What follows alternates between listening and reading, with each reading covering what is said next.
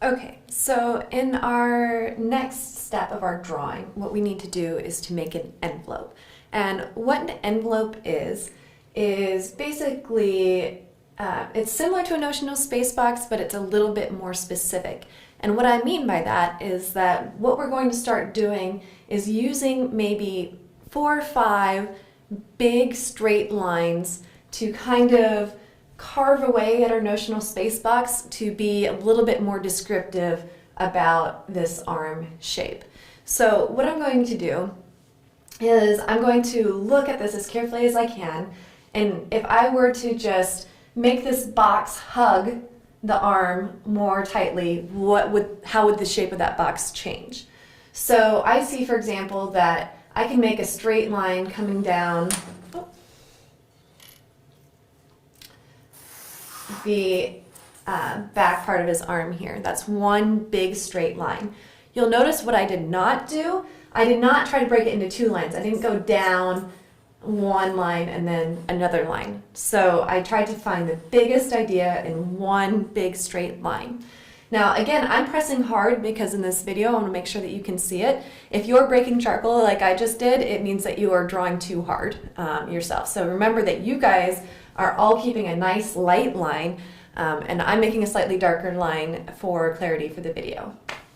Another line that I'm seeing is kind of across the top here. Now, what I don't want to do is just stop this line right here, because that wouldn't be a very big line. If instead I continue that line all the way to the knuckle, let me go a little bit higher. This is a much bigger idea. This makes a much better envelope shape. So I'm not worried about 1, 2, 3, 4, 5, 6, 7 lines to describe that shape. I'm using one line to describe how the top of the arm relates to the knuckle of the finger. So I have this line and this line so far in my envelope. Another thing that an envelope can do when you're drawing it is you can have like a portion of it kind of come outside the line. So I see that this is kind of bulging out, but really I think I just want one line connecting the elbow to the bottom of the wrist here. So if I were to draw that line, you can see that this bulge is coming out of it. That's okay, we don't have to worry about that right now. I'd rather have one straight line than have to do 2 or 3 smaller lines at this stage of the drawing. When we draw, we are always going from the biggest idea to the smallest idea. This idea, connecting the back of the elbow to the bottom of his fist here, is a much bigger idea than showing the curve of the bottom part of the arm. And then, I might just connect 1 and then 2 down here. So you can see with 1, 2, 3, 4, 5 lines that I have started being more descriptive about this drawing that I am working on translating to this page. So the first step is figuring out what is a good shortcut? Where do you have to put these lines? And this is actually quite an intellectual activity. It's really difficult, especially when students first start learning to draw this way, to think about this line actually connecting over here. So make sure that you are using big lines, that you're using a small number of lines. If your envelope shape has 10 lines in it, you're probably thinking a little too small. Okay, so once I have this envelope shape on here, what I'm going to do is start translating these lines to my drawing. And what's great is that we've already set ourselves up with some visual information to help us do this. Because we have a notional space box, which is the amount of space our drawing takes up, already over on our drawing here, and because my envelope, this line here, for example, is actually touching my notional space box here and here, which is fantastic because now on my notional space box, what I can do is just measure the distance from the edge of my box to that point and translate that measurement over here. And again, I'm always double checking my measurement. And for the other half of the line, so that's where my line starts, and where my line ends, it's about this far down the box. Okay, it's about this far down the box. I make my mark. So I have my first mark here, my second mark here. Again, I'm drawing dark. I hope that you draw so light that you can barely reference your points. And once I have those 2 points, I'm going to double check. So sometimes when I double check a point on my notional space box, the first time I measured from the top down, right? But this time, a good double check is to measure from the bottom of the box to that point, because that'll help make sure that everything's kind of lining up the way that it's supposed to. And then once I have that, I can now connect my line, and I have that first line of my envelope. Again, I'm drawing dark. It's so important to draw lightly, because what we're making right now, this envelope, another word for this envelope shape are called construction lines. And construction lines are lines that you draw that help you be accurate in your final drawing that you eventually erase by the end of the drawing. So a good portion of the lines that we're going to be drawing throughout this project will be erasing. So it's really important to draw as lightly as you can when you're blocking this in. Okay, so I have one of my envelope lines translated. Now I'm just going to work on translating the rest of my envelope from this big idea over here. So I'm going to do this line next. This is a nice big line. I see that it's hitting my envelope here and here. So I see, sorry, not hitting my envelope, hitting my notional space box. And so again, I'm just using my skewer to make some measurements. I'm double checking my measurements. Then I'm going to measure over here. Now, sometimes it can get confusing because we actually have 2 dots on this upper line, right? So it's always important to make sure that you are measuring the right one. I was tempted for a minute to measure the distance of our first line that we put down, but that's not the line I'm trying to draw right now. The line I'm trying to draw right now is this line, which actually ends over here. So it's really important that when I take that measurement, I'm measuring to the correct dot. It's very common when people start drawing this way, especially as we progress through the drawing, that you kind of forget a little bit or get a little bit lost in the drawing. So if something's not making sense, double check the measurement. So I'm double checking that and we're good. Another way to double check your work, if I had accidentally measured this dot and put it over here instead of the correct one, which I was trying to, it would significantly change the angle of that line, right? That line would be a lot shallower than if I go to the correct dot. So another way that I can double check to make sure that I measured the correct dots on my notional space box is to line my skewer up with the angle on the original and see if that angle matches when I translate it. And so when I do that, it looks like a pretty close match, which indicates to me that I measured correctly. So once I have that, I'm going to connect those 2 dots, and I have another part of my envelope shape. Something else that's really great about working with a notional space box and the envelope idea is that you can also reference the negative space.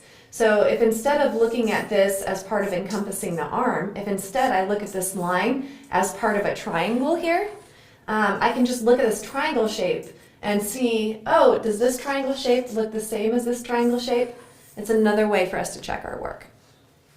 Okay, so I'm going to continue down. I'm going to see if I can find this line next. And this line, I've already found this point, so I've already done that work, so that's great.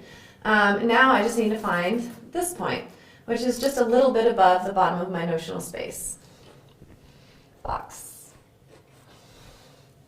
All right, and this line here is actually also a line on my notional space box, so it kind of already exists on my page. And so now I'm going to try to find this line. It appears to be crossing my notional space box about here. I'm going to measure that distance, make a mark, Again, sometimes, especially these small distance, just a little bit of error in measuring can make a big angle change because this is a relatively short line. So especially with these shorter distances, I always try to double check my measurement. Instead of measuring from the right side, I'm going to double check my measurement from the left side. And I'm getting it needs to be just a tiny bit over. Now, that change I just made, that wasn't a big change. Like, we're talking maybe like a half a centimeter that I moved it over. But because we're trying to be accurate as possible, you know, if we see that we're off even by that much, we want to go ahead and adjust our drawings. So now I'm going to double check from this side again. All right, so I'm feeling good about that point. And now I can just check the angle here and draw it in. And again, I can also look at this negative shape, this triangle shape in here to reference and make sure that I'm getting that angle correct. Okay, so now my last line is kind of tricky because remember that I made this last line cut off, oops, I went a little crooked there. We cut off this chunk of the arm. And so when I draw it over here, it's going to look a little funny because I don't have this arm bit here drawn in. So just remember that we're simplifying information as much as possible and we're just cutting off that bit for right now. I've already found this point, it's down here. Now I just need to find this point where it's hitting the edge of my notional space box. Alright, and it's coming up here. And I'm just going to double check my angle, make sure that that feels good to me.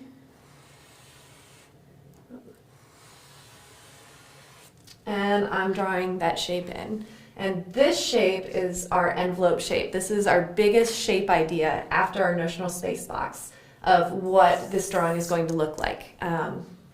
So our biggest idea is the notional space, and then our next biggest idea is this envelope shape.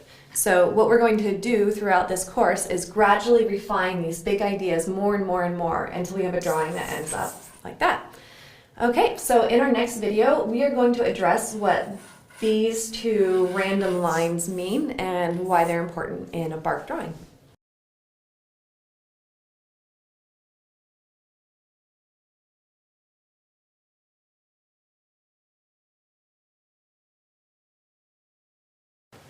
Okay, so this is bonus footage for classroom use. So these two concepts that we've talked about so far, the notional space and the envelope, these are concepts that elementary students can understand quite easily. You'll notice that what we're really doing is looking for big shapes. Triangle, elementary students obviously know what a triangle is.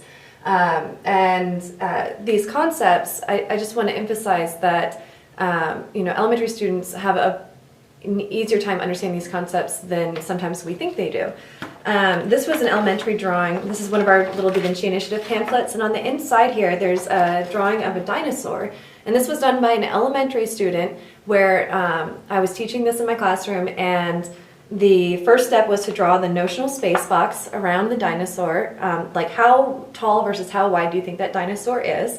And we drew the notional space box. Then we talked about the idea of an envelope, and I told them that if they had a handful of lines to use, what would that big envelope shape look like around the dinosaur? And so you can see these envelope lines, and then I had them draw as they normally would the completed project.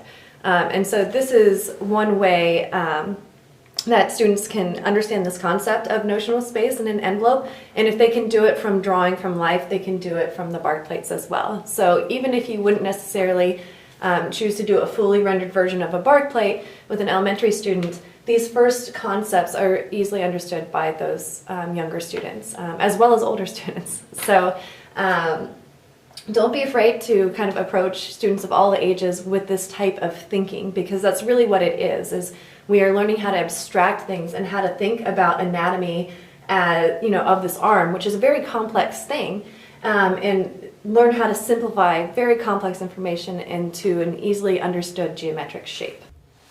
So one great way to teach these concepts in your classroom as well is to give your students these bark plates and have them overlay a piece of tracing paper and find these big geometric shapes. It's a great way to start introducing these concepts to your students.